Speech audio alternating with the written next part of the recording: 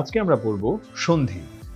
এটা যেহেতু আমরা কম বেশি সবাই একদম ছোটবেলা থেকেই পড়ে আসছি বাংলা ব্যাকরণে, এই সন্ধির সংজ্ঞাটা আমাদের জানা যে সন্নিহিত দুটি ধ্বনির মিলনের নাম হচ্ছে সন্ধি। কিন্তু সন্ধির সংজ্ঞা আমাদের কাছে আসবে না, আমাদের কাছে সন্ধির নিয়ম এবং সন্ধি বিচ্ছেদ এই সম্পর্কিত প্রশ্নগুলোই মূলত এসে থাকবে। জল যোগ আধার, জলাধার, শিক্ষা যোগ অনুরাগ, শিক্ষানুরাগ, প্রাণ যোগ অধিক, প্রাণাধিক, যেটা সন্ধির উদাহরণ হিসেবে আমি এখানে উল্লেখ করেছি। এবারে আসা যাক সন্ধি ব্যবহারের উদ্দেশ্য।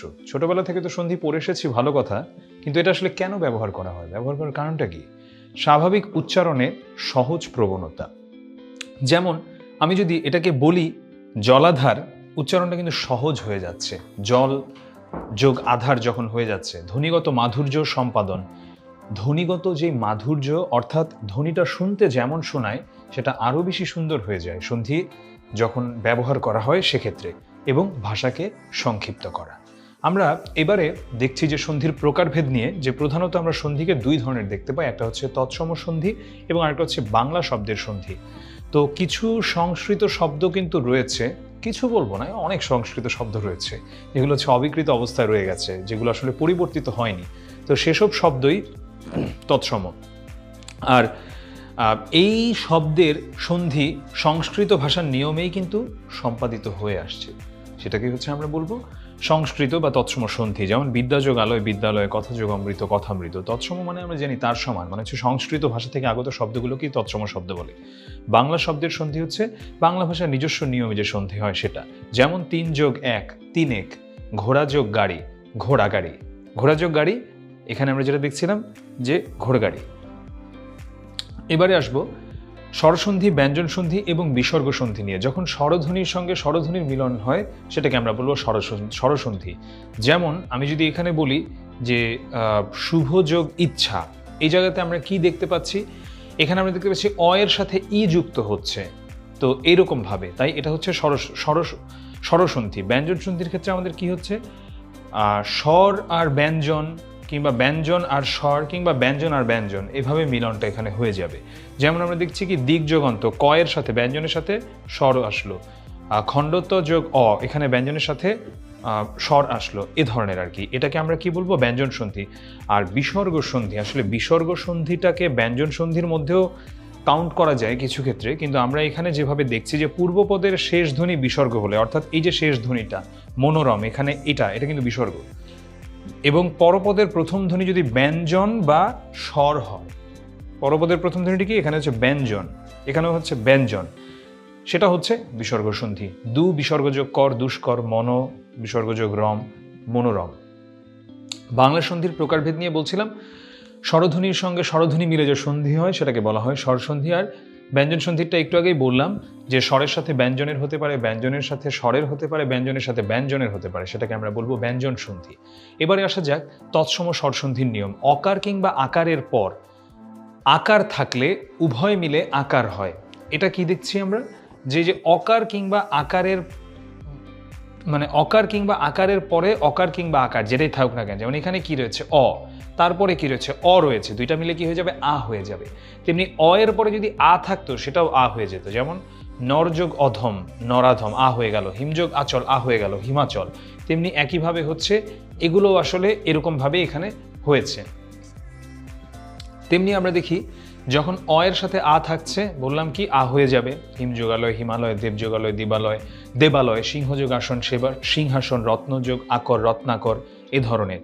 আবার আয়ের সাথে যখন অ থাকবে সেটাও আ হয়ে যাবে, আয়ের সাথে যখন আ থাকবে এটাও আ হবে। এটা আসলে খুবই সহজ মনে রাখাটা। আমি শুধু এটা মনে রাখবো যে আমার এই পাশে যদি আ থাকে তাহলে আ হবে, সেটা এই পাশেরটা অ থাকুক, পরেরটা অ থাকুক, যেটাই থাকুক আই হবে দিন শেষে। বিদ্যাযোগ আলয়, বিদ্যালয়, কারাযোগ আগার, কারাগার। এগুলো আমরা কিন্তু পড়ছি সব তৎসম সন্ধি, এবং আমি যেই উদাহরণগুলো দিয়ে রাখি এরূপ লিখে, সেগুলো আসলে একইভাবেই বিচ্ছেদ হয়েছে। অকার কিংবা আকারের পর, সহজ কথায় অকার কিংবা আকারের পরে যদি ই কিংবা দীর্ঘইকার থাকে, হ্রস্বই কিংবা দীর্ঘইকার থাকে, তাহলে দুটো মিলে একার হয়ে যায়। তো এটা আমরা দেখি কেমন, যে অ এবং ই, আমি কি বলছিলাম? অকার কিংবা আকারের পর ই কিংবা মানে হ্রস্বই কিংবা দীর্ঘইকার যদি থাকে, অ যোগ হ্রস্বই এ হয়ে যায়। শুভ যোগ ইচ্ছা, শুভেচ্ছা। কৃষ্ণ যোগ ইন্দু, কৃষ্ণেন্দু, এ ধরনের। পূর্ণেন্দু, স্বেচ্ছা, নরেশ, রমেশ, একইভাবেই সবগুলো হয়ে থাকে। অকার কিংবা আকারের পর উকার কিংবা দীর্ঘ উকার থাকলে উভয় মিলে ওকার হয়। অকার কিংবা আকারের পরে উকার কিংবা দীর্ঘ উকার থাকলে উভয় মিলে কি হয়ে যাচ্ছে? ওকার হয়ে যাচ্ছে। যেমন অ যোগ উ, এটা বলে কি হয়েছে? ও হয়ে যাচ্ছে। সূর্য যোগ উদয়, সূর্যোদয়, অ আর উ মিলে।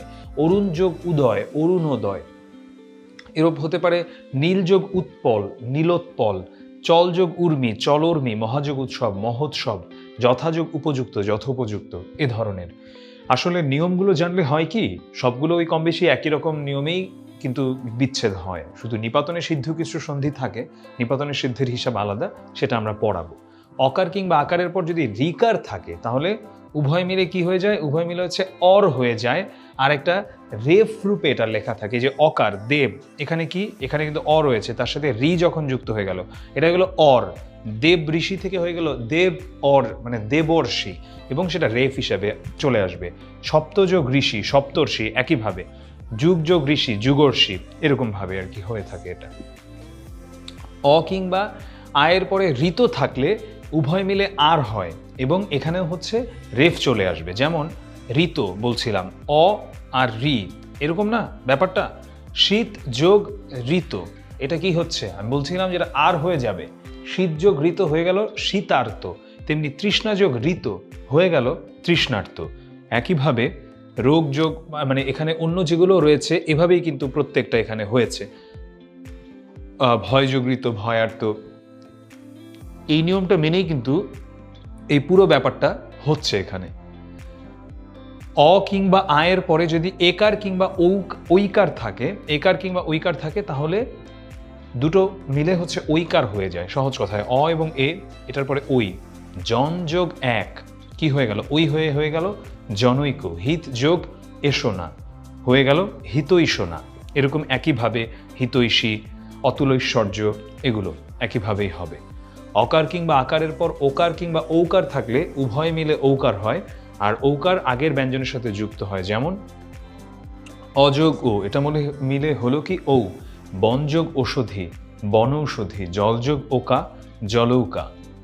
ইকার কিংবা দীর্ঘইকারের পর ইকার কিংবা দীর্ঘইকার থাকলে উভয় মিলে দীর্ঘইকার হয়। দীর্ঘইকার পূর্ববর্তী ব্যঞ্জনের সাথে যুক্ত হয়। আচ্ছা, সহজ করে বুঝাই। রস্বই আছে, রস্বই কিংবা রস্বই কিংবা দীর্ঘইকারের পর যদি রস্বই কিংবা দীর্ঘইকার, মানে যাই থাকুক না কেন, মোট কথা এটা মিলে হচ্ছে দীর্ঘইকার হয়ে যাবে। যেমন এখানে রস্বই, এটাও দীর্ঘই। এখানে রস্বই, এটাও হয়ে গেল দীর্ঘই। এমন আর কি। তো অতিযোগিত, অতীত, অভিযোগিষ্ট, অভীষ্ট। ই কিংবা ইকারের, ইকার, রস্বইকার কিংবা দীর্ঘইকারের পর যদি রস্বই ও দীর্ঘই ছাড়া অন্য কোনো স্বর থাকে, তখন কি হয় আমরা দেখতে পাই? তখন হচ্ছে জ বা জফলা হয়। সেটা হচ্ছে রস্বই বা দীর্ঘইর জায়গাতে।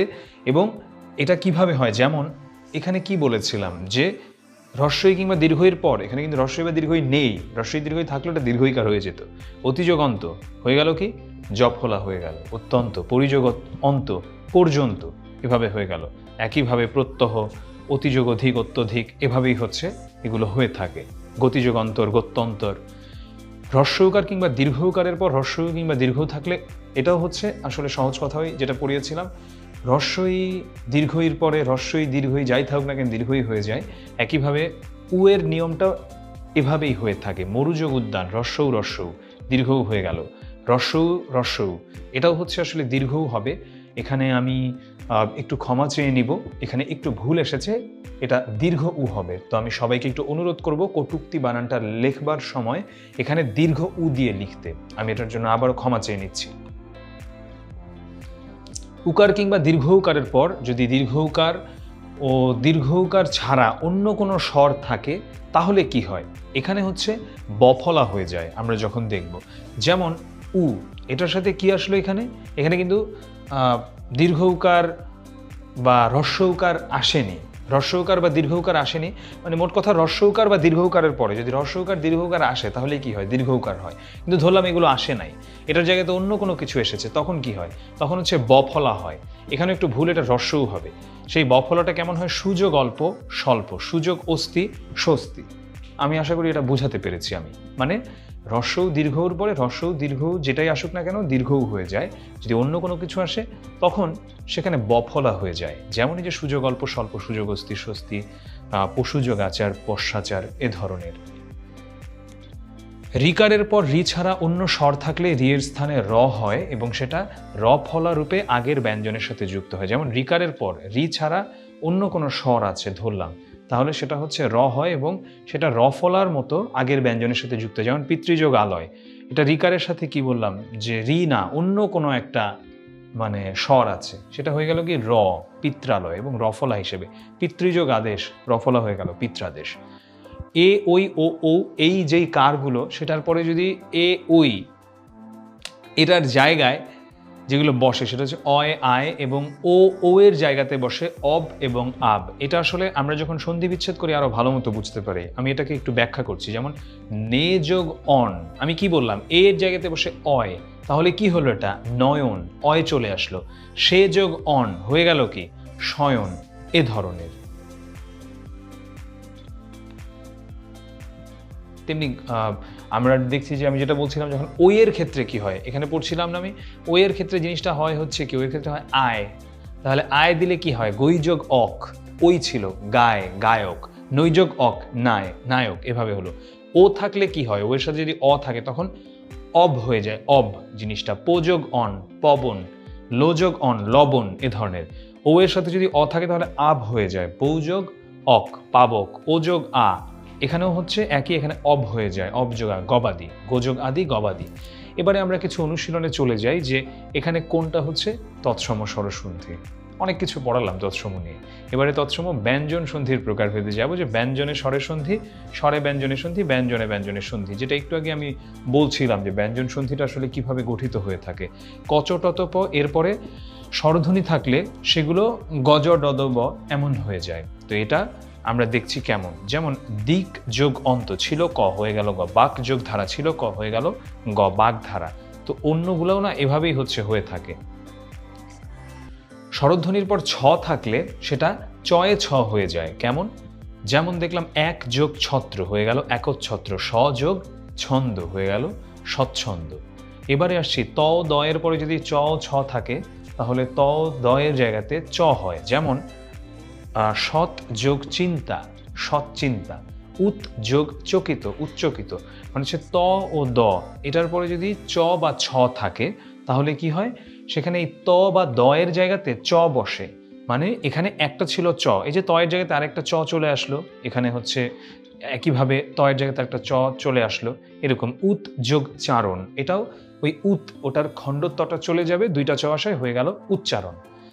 ত ও দ এর পর বর্গীয় জ ও ঝ থাকলে ত দ এর জায়গাতে বর্গীয় জ হয়, সহজ ওই একই রকম আগেরটার মতোই। সৎ যোগ জন, খণ্ডত্বের জায়গায় কি হবে বর্গীয় জ চলে আসলো সজ্জন। উত যোগ জীবন উজ্জীবন, জগৎ যোগ জীবন জগৎ জীবন, এরকম মানে খণ্ডত্বটা চলে যাচ্ছে, ওখানে হচ্ছে এসে আরেকটা বর্গীয় জ বসে পড়লো আর কি। তো সেখানে ত এর জায়গাতে কিন্তু দ থাকতে পারে এরকম। আর ত দ এর পর যদি স থাকে তাহলে ত ও দ এর জায়গাতে আমরা দেখতে পাবো যে চ বসবে, ত ও দ এর জায়গাতে চ বসবে। যেমন কি, যেমন উত যোগ শ্বাস, আর এই ত দ এর জায়গাতে চ বসবে এবং স এর জায়গাতে ছ বসবে। ভালো মতো আমরা একটু লক্ষ্য করি এটা, উত যোগ শ্বাস। দেখুন তটা কোথায়, তটা নেই, চ চলে এসেছে।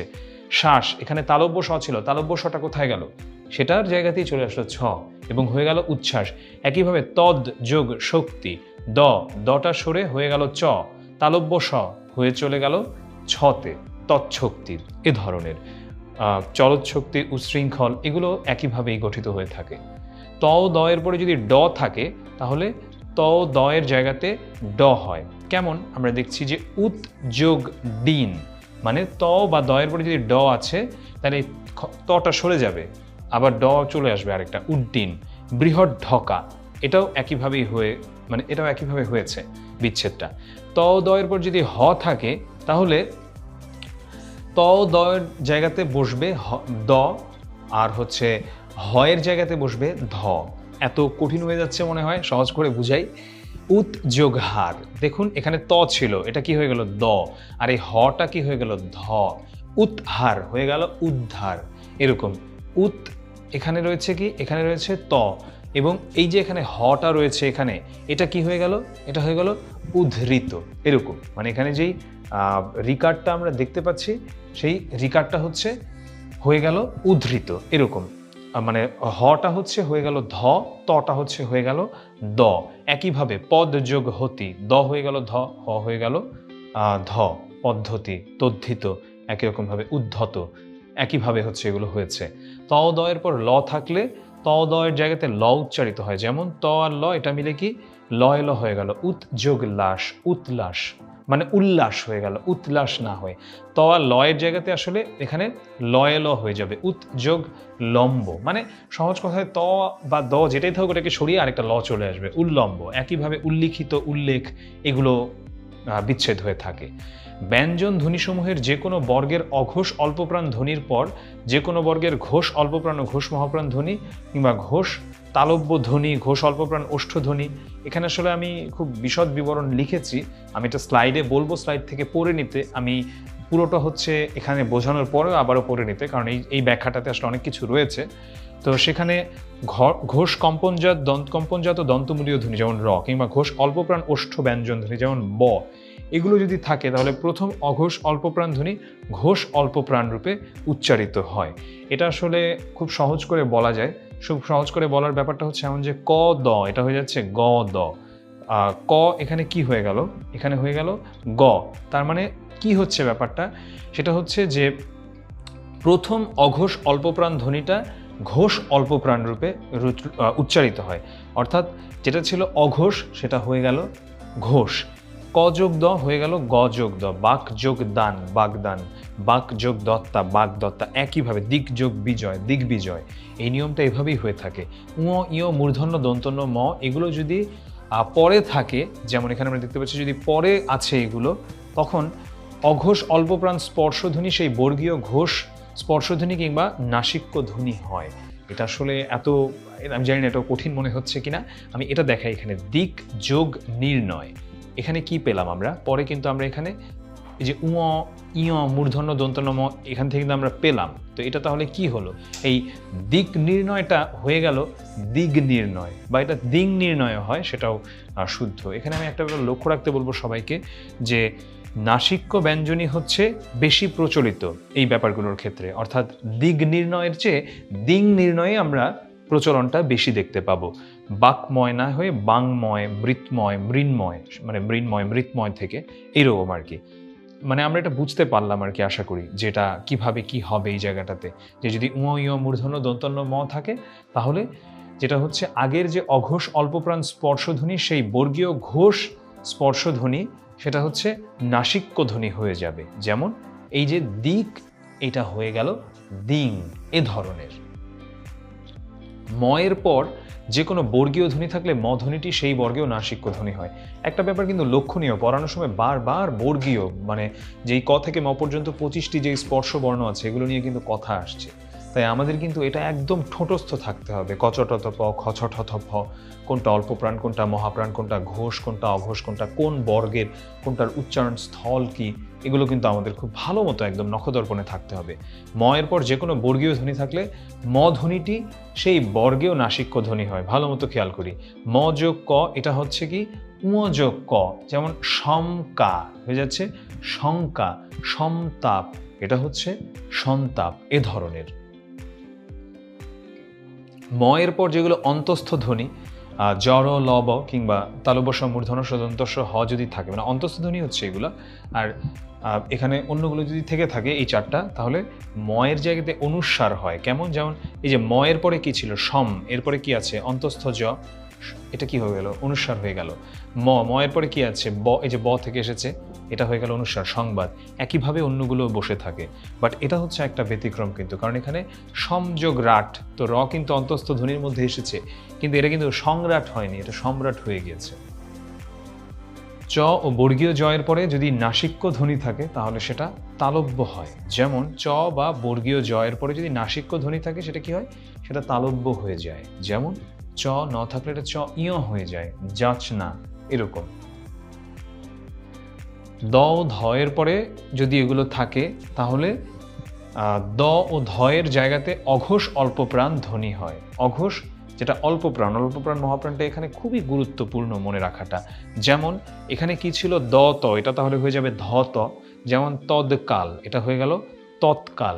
ক্ষুধ পিপাসা, এটা হয়ে গেল ক্ষুধ পিপাসা। মানে দ ত, এটা হয়ে যাবে কি, এটা হয়ে যাবে সহজ কথায় এই দটা হয়ে যাবে ত, মানে আমি যদি একদম বলি ধটা হয়ে যাবে ত, ক্ষুধ পিপাসা, ক্ষুধ পিপাসা, তৎকাল তৎকাল, এমন, হৃদকম্প, এরকম। দ কিংবা ধয়ের পরে যদি দন্তস্ব থাকে তাহলে দ ধয়ের জায়গাতে অঘোষ অল্পপ্রাণ ধ্বনি হয়। কেমন? যেমন বিপদ যোগ সংকুল, বিপদ সংকুল, এরকম। মূর্ধন্য ষ এর পরে যদি ত বা থ থাকে তাহলে কি হবে? তাহলে ত থ এর জায়গাতে, মানে ত এর জায়গাতে হবে ট, থ এর জায়গাতে হবে ঠ।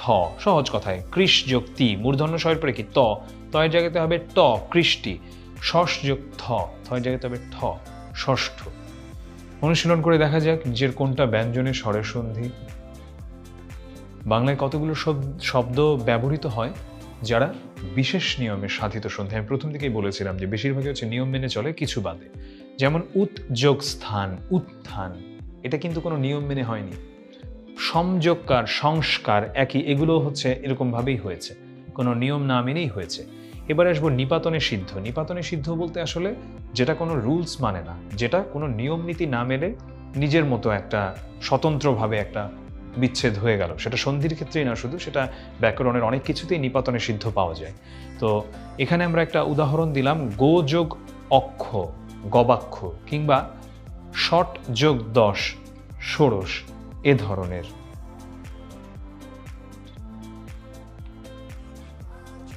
দুভাবে নিপাতনের সিদ্ধ সন্ধিকে আমরা ভাগ করতে পারি। একটা হচ্ছে নিপাতনের সিদ্ধর স্বরসন্ধি, একটা হচ্ছে নিপাতনের সিদ্ধর ব্যঞ্জন সন্ধি।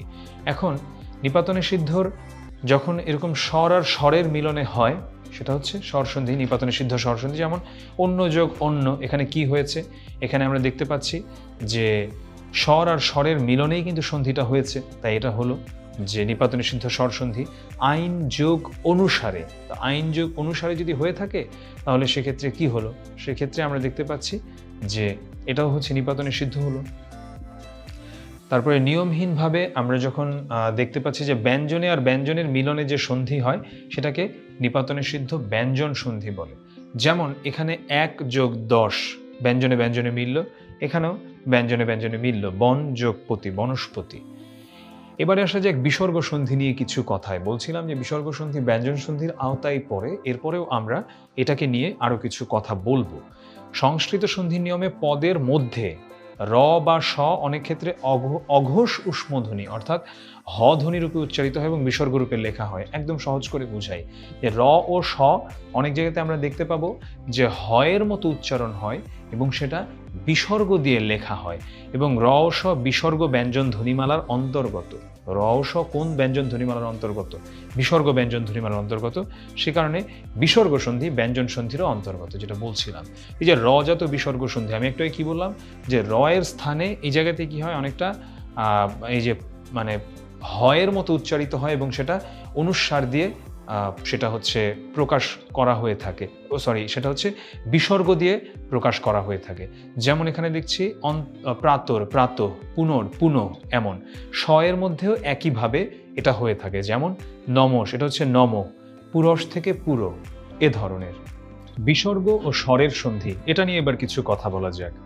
অধ্বনির পরস্থিত, মানে অধ্বনির পরে যেটা রয়েছে, এমন অঘোষ উষ্মধ্বনি বিসর্গের পর অধ্বনি থাকলে সেটা এই তিনটা মিলে অ বিসর্গ অ, এটা মিলে ও হয়। এটা আসলে আর একটু সহজ করে বুঝাই। এই যে এমন হলো যখন তত যোগ অধিক, এখানে কি হয়েছে? এখানে একটা অ আছে, এখানে একটা বিসর্গ আছে, সবকিছু মিলে ততোধিক। তেমনি মনোযোগ অভিলাষ, মনোভিলাষ। সহজ কথায় যখন অ থাকবে, বিসর্গ থাকবে, অ থাকবে, এই তিনে মিলে হয়ে যাবে ও। বিসর্গ ও ব্যঞ্জনের সন্ধি। অকারের পরে যদি দন্ত সজাত বিসর্গের পর ঘোষ অল্পপ্রাণ ও ঘোষ মহাপ্রাণ ব্যঞ্জনধ্বনি, নাসিক্যধ্বনি কিংবা অন্তস্থ জ, অন্তস্থ ব, র, ল, হ থাকে, অকার ও সজাত বিসর্গ উভয় স্থলে ওকার হয়। আচ্ছা কেমন? তিরযোগ ধান, তিরোধান, শিরোযোগ ধার্য, শিরোধার্য, এইরকম।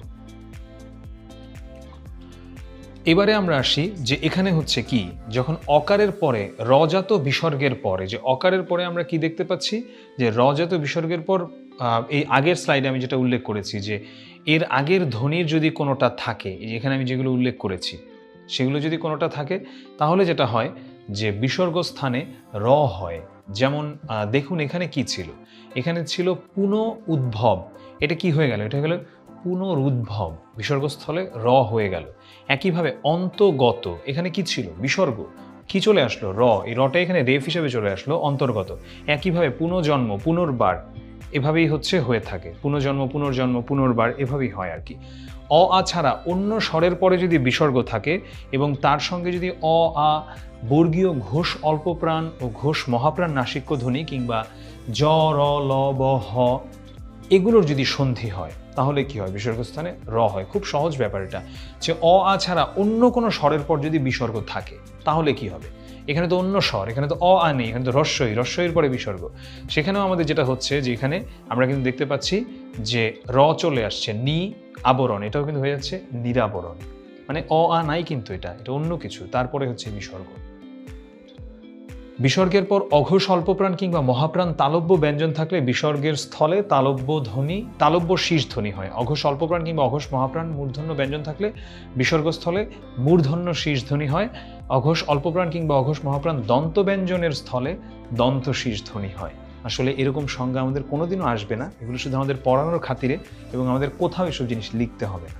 আমাদের দিন শেষে সন্ধি বিচ্ছেদটাই শুধু মানে আমাদের উত্তর দিতে হবে। তো আসলে ভয় পাওয়ার কোনো কারণ নেই, সন্ধির এসব নিয়ম দেখলে যে অনেকেই ভয় পেয়ে যায়, ভয় পাওয়ার কোনো কারণে আমাদের দিন শেষে এগুলো শুধু জেনে রাখার জন্য, এগুলো আমাদের পরীক্ষায় সরাসরি লিখতে হবে না, বা সরাসরি এগুলো থেকে সেভাবে প্রশ্ন আসবে না, প্রশ্ন আসবে সন্ধি বিচ্ছেদ থেকে। নি যোগ চয়, এখানে কি হয়ে গেল, নিশ্চয়, কিংবা শিরোযোগ ছেদ, এখানে কি হয়ে গেল, শিরোচ্ছেদ, এরকম। তো আমাদেরকে এগুলো একটু লক্ষ্য রাখতে হবে। তো আমি এটাকে যদি এখানে একটু ভেঙে দেখাই, তাহলে কি, বিসর্গের পর যখন চ থাকে অথবা ছ থাকে তখন কি হয়, তখন সেটা স বসবে, তার সাথে চ বা ছ বসবে, স বসবে, তার সাথে চ বা ছ বসবে। এখানে একটু বানানে ভুল হয়েছে, এটা হবে শিরশ্ছেদ, তালব্য স দিয়ে হবে। তো এটা নিযোগ চয়, এখানে কি হলো, এখানে যে বিসর্গের সাথে চ বসলো বা ছ বসলো, হয়ে গেল নিশ্চয়। নিজে তালব্য স বসেছে, তার সাথে চ বা ছ, তালব্য সটা থাকবেই, তার সাথে চ বা ছ বসবে।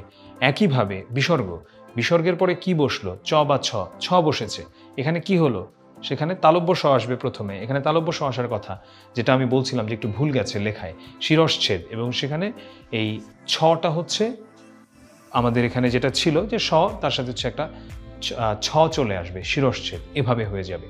তো এখানে আসলে এত ব্যাখ্যার দরকার নেই, সহজভাবে মনে রাখার জন্য বিসর্গের পরে চ বা ছ থাকলে স হবে, তালব্য স, তার সাথে চ বা ছ যেটা হচ্ছে শব্দটার দরকার সেটা বসবে।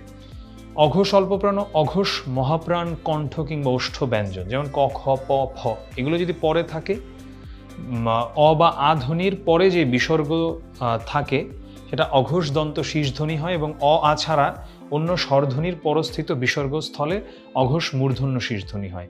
যেমন এটাকে আমি সহজভাবে দেখাই, অ এর পরে বিসর্গ, এখানে কি হচ্ছে, এটা যখন হচ্ছে তখন কি হচ্ছে, এখানে স এবং ক হচ্ছে, মানে কেমন যে কত কয়ের জায়গাতে রয়েছেই, এখানে বিসর্গটা রয়েছে, বিসর্গ নম যোগ কার, তাহলে এটা কি হলো, বিসর্গটা এখানে কিন্তু হয়ে গেল দন্তস্ব, এবং পরবর্তীতে তো যা রয়েছে তাই হচ্ছে সেখানে। বিসর্গ লোপ, কোনো কোনো জায়গাতে কিন্তু আমরা দেখতে পাবো যে সন্ধির বিসর্গটা লোপ হয় না, সেটা থেকেই যাবে। এতক্ষণ কিন্তু যতগুলো পড়লাম উদাহরণ, প্রত্যেকটা জায়গাতে দেখেছি আমরা বিসর্গটা চলে গেছে। এবারে আমরা পড়বো যেখানে বিসর্গ আর লোপ পাবে না, থাকবে, যেমন প্রাতযোগ কাল, প্রাতকাল, মনোকষ্ট, এখানে কিন্তু বিসর্গ এখানেও ছিল, এখানেও আছে, কোনো পার্থক্য নেই। যুক্ত ব্যঞ্জন ধ্বনি, এই যে দন্তস্বয়ে ত, দন্তস্বয়ে থ কিংবা দন্তস্বয়ে প যদি পরে থাকে, যেমন এই যে পরে থাকে, পরে আছে এগুলো, তাহলে সেক্ষেত্রে আগের যে বিসর্গ সেটা হয় অবিকৃত থাকবে, মানে যেমন আছে তেমনটাই থেকে যাবে, অথবা সেটা লোপ পাবে, সেটা চলে যাবে। কেমন, কারণ সে নিযোগ স্তব্ধ, নিস্তব্ধ, এমনও হতে পারে, এমনও হতে পারে, দুস্থ, এটাও হতে পারে, এটাও হতে পারে, আমরা বুঝলাম তাহলে। এবারে কিছু বিশেষ বিসর্গ সন্ধি আমরা দেখব উদাহরণ, এবং এগুলো থেকে সবচেয়ে বেশি প্রশ্ন এসে থাকে, কারণ যখন দেখা যেগুলো নিয়মের মধ্যে পরীক্ষার্থীরা ফেলতে পারে না, কারণ আমাদের তো আসলে পরীক্ষা পদ্ধতিটাই এমন করতে হয় যেখানে যত কম্পিটিটিভ করা যায় তত বেশি মানুষকে এখান থেকে তো বাদ দিতে হবে, কারণ সিট তো হচ্ছে আমাদের অনেক কম, আসন সংখ্যা তো সীমিত। তো সেই সীমিত আসন সংখ্যায় বাদ দেবার জন্য বা একদম যারা হচ্ছে সেখানে সবচেয়ে ভালো করবে তাদেরকে নেওয়ার জন্য এক্সেপশনাল জিনিসগুলো কিন্তু বেশি দেওয়া থাকে, ব্যতিক্রম ব্যাপারগুলো। যারা পূর্ববর্তী বছরের প্রশ্ন নিয়ে পড়াশোনা করছেন তারা আমার মনে হয় যে এটা এতদিনে অবশ্যই বুঝে গেছেন যে ব্যতিক্রম ব্যাপারগুলো থেকে প্রশ্ন এসে থাকে সবচেয়ে বেশি। যেমন এখানে বাচ যোগ পতি, বাচস্পতি, ভা যোগ কর, ভাস্কর, অহ যোগ নিশ, অহর্নিশ। এটা কিন্তু আবার অহর্নিশি নয়, অহর্নিশি বলতে কোনো শব্দ নেই। অহ যোগ অহ, অহরহ, এরকম। এগুলো হচ্ছে বিশেষ নিয়মে সাধিত বিসর্গ সন্ধি। আমরা একদম শেষ পর্যায়ে চলে এসেছি আজকের ক্লাসের। নিচের কোনটা নিপাতনের সিদ্ধ সন্ধি? আমি কিন্তু এটা পড়িয়েছি, উদাহরণও দিয়ে দিয়েছিলাম। নিচের কোনটা বিসর্গ সন্ধি? মাত্রই পড়লাম বিসর্গ সন্ধি নিয়ে। আর বাংলা শব্দের স্বর সন্ধির নিয়ম এবারে আমরা একটু দেখব কিছু জিনিস নিয়ে, যে বাংলা শব্দের স্বর সন্ধির কিছু নিয়ম নিয়ে।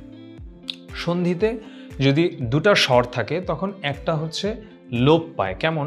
যে অযোগ এ, এখান থেকে অটা লোপ পেয়ে গেল, শুধু অ মানে শুধু এ থেকে গেল। যেমন শতযোগ এক হয়ে গেল কি শতেক, এত যোগ এক হয়ে গেল এতেক, এরকম। কত যোগ এক হয়ে গেল কতেক, এরকম। কোনো কোনো জায়গায় পাশাপাশি যখন দুটা স্বরের শেষেরটা লোপ পায়, মানে যখন দুটা স্বর আছে শেষেরটা যখন লোপ পায়, যেমন এখানে আ যোগ ই, আ যোগ ই, এর মধ্যে ই কিন্তু চলে যাচ্ছে। দেখুন, যা ইচ্ছা তাই, এটা হয়ে গেল, ইটা লোপ পেয়ে হয়ে গেল যাচ্ছে। এখানে ইটা কিন্তু লোপ পেয়েছে আমরা দেখতে পাচ্ছি, এবং এটা পরিবর্তিত হয়ে গেল যাচ্ছে তাই। তাই তো আমরা যেটা দেখতে পেলাম যে ইটা এখানে লোপ পেল। তো বাংলা শব্দের ব্যঞ্জন সন্ধির কিছু নিয়ম দেখব। যেমন প্রথম ধ্বনিটা যদি অঘোষ এবং পরের ধ্বনিটা যদি ঘোষ হয় তাহলে দুটা মিলে ঘোষ ধ্বনি দ্বিত্ব হয়। আমি কিন্তু ধ্বনির যেই ক্লাসটা নিয়েছি সেখানে ঘোষ অঘোষ নিয়ে খুব বিস্তারিত পড়িয়েছি। অবশ্যই বলবো সবাইকে সেগুলো মাথায় রাখতে, কারণ এছাড়া কিন্তু আমরা এই নিয়মগুলো পুরোপুরি কখনোই বুঝে উঠতে পারবো না। তো প্রথম ধ্বনিটা অঘোষ এবং পরের ধ্বনিটা ঘোষ, তাহলে দুটা মিলে কি হয়? ঘোষ ধ্বনি। এবং ঘোষ হলে দুটা মিলে ঘোষ ধ্বনি, সেটা আবার দ্বিত্ব হবে, মানে দুইবার উচ্চারিত হবে আর কি। তো যেটা হচ্ছে সন্ধিতে ঘোষ ধ্বনির পূর্ববর্তী অঘোষ ধ্বনিটাও ঘোষ হয়ে যাবে, একদম সহজ হিসাব। এই যে এখানে ছোট যোগ দা, এটা কি হয়ে গেল? ছোট দা, এ ধরনের। অর্থাৎ স্বরধ্বনির পরে ব্যঞ্জন ধ্বনি এলে স্বরধ্বনিটি লুপ্ত হয়, এমন কিছু উদাহরণও কিন্তু আমরা দেখতে পাই। যেমন স্বরধ্বনির পর ব্যঞ্জন ধ্বনি আসলো, কাঁচা যোগ কলা, তাহলে কি হয়? স্বরধ্বনিটা চলে যাবে কাঁচকলা। নাতি যোগ বউ, যে হ্রস্বইটা চলে যাবে নাত বউ, এ ধরনের। চবর্গীয় ধ্বনির আগে যদি তবর্গীয় ধ্বনি আসে তাহলে তবর্গীয় ধ্বনিটা কি হবে? সেটা লোপ পাবে, সেটা আর থাকবে না। আর চবর্গীয় ধ্বনির দ্বিত্ব হবে। আমি দুঃখিত, এখানে একটা বফলা বসবে বানানে, দ্বিত্ব হবে। অর্থাৎ তবর্গীয় ধ্বনি ও চবর্গীয় ধ্বনি পাশাপাশি এলে প্রথমটি চলে যাবে এবং পরবর্তী ধ্বনিটা দ্বিত্ব হবে। যেমন সহজ কথায় নাত যোগ জামাই, এই যে এটা দ্বিত্ব হয়ে যাচ্ছে, নাত জামাই। বত যোগ জাত, এটা দ্বিত্ব হয়ে যাচ্ছে, দ্বিত্ব হয়ে বর্গীয় জোরে দুবার আসছে, বজ্জাত। হাত যোগ ছানি, এটা হয়ে যাচ্ছে। এখানে আসলে ছয়ে ছ তো কোনো বাংলায় শব্দ হয় না, এরকম কোনো যুক্ত বর্ণ তো সম্ভব না, ওটা চয়ে ছ, তাই এটা হলো হাতছানি, চয়ে ছ বসলো। এখানে ছ তো আর এভাবে দ্বিত্ব হতে পারে না, ছয়ে ছ বলতে তো কিছু নেই। পয়ের পরে যদি চ এবং দন্ত স এর পরে ত যদি আসে তাহলে চ ত দুটার জায়গাতেই তালব্য স বসে। যেমন 500, এটা কি হলো? চয়ের জায়গাতে তালব্য স বসলো 500। হলন্ত ধ্বনি বা হসন্ত, যেটা স্বরধ্বনি যুক্ত হলে সেই স্বরের লোপ হয় না। কেমন? যেমন বন যোগ আই, সেটা হচ্ছে বোনাই। অর্থাৎ এই হসন্ত ধ্বনির সাথে যদি স্বরধ্বনি যুক্ত হয় তাহলে স্বরের কোনো লোপ পায় না। হসন্ত ধ্বনি তার সাথে স্বরধ্বনি যুক্ত হয়েছে, তাহলে এই স্বরটার কোনো লোপ আর পাচ্ছে না। এই যে বন যোগ আই, এটাই কিন্তু রয়ে গেছে, বিচ্ছেদ হবার পরে যা আগেও তা। স্বরধ্বনির পরে ব্যঞ্জন ধ্বনিটি এলে স্বরধ্বনিটি লুপ্ত হয়, যেটা একটু আগে দেখলাম আমরা মাত্র। ঘোড়া দৌড়, এটা আসলে ঘোড় দৌড় হবে। ঘোড়া দৌড় কখনো, মানে আমরা দেখতে পাচ্ছি যে এটা কিন্তু চলে গেছে। তো এখানে আমরা আগের একটা পূর্ববর্তী স্লাইডে সেখানে একটু ভুল এসেছিল, সেটাও ঘোড়া দৌড় নয়, ঘোড়া যোগ দৌড়, এটা হবে ঘোড় দৌড়। ঘোড়া যোগ গাড়ি, এটাও ঘোড় গাড়ি, এ ধরনের। কোনটা এখানে বাংলা ব্যঞ্জন সন্ধি নয়? আমরা কিন্তু এই ধরনের প্রশ্ন খেয়াল করব, অনেকে হুট করে মুখস্থের মতো দাগিয়ে ফেলে। কোনটি বাংলা ব্যঞ্জন সন্ধি? আচ্ছা, যেটা তো বাংলা ব্যঞ্জন সন্ধি জিজ্ঞেস করেছে, কিন্তু কোনটা বাংলা ব্যঞ্জন সন্ধি নয়। কোনটা বাংলা সন্ধির প্রকারভেদ নয়, এটাও পড়িয়েছি আমি। এই ছিল মোটামুটি আমাদের সন্ধি সম্পর্কিত পড়া। চিন্তার কোনোই কারণ নেই এখানে। আসলে যে কারোর জন্যই মনে হতে পারে অনেক কমপ্লেক্স এবং অনেক কঠিন, এসব জিনিস কিছুই মাথায় থাকবে না, এসব থেকে কিছুই সরাসরি প্রশ্ন আসবে না। এভাবে প্রশ্ন আসবে শুধু সন্ধি বিচ্ছেদ নিয়ে। তো আমরা যদি সন্ধি বিচ্ছেদ, যেগুলো পূর্ববর্তী পরীক্ষায় এসেছে বেশি বেশি, সেগুলো যদি আমরা ভালো মতো পড়ি এবং বলবো যে পূর্ববর্তী বছরের প্রশ্ন এবং আমাদের এই কোর্সের সাথে যেই রিসোর্সেসগুলো আছে সেই জায়গাগুলোতে আমরা যদি সন্ধির অংশটা ভালো মতো পড়ে ফেলি, একদম যদি ভালো মতো আমরা পড়ে ফেলতে পারি, তাহলে না আসলে আর সমস্যা হবার কোনো প্রশ্নই আসে না। মানে সন্ধি এটা ওই টপিকগুলোর মধ্যে একটা যেটা সবাই কম বেশি শুদ্ধভাবে উত্তর দিয়ে আসতে পারে। তো সবার জন্য রইল অনেক অনেক শুভকামনা।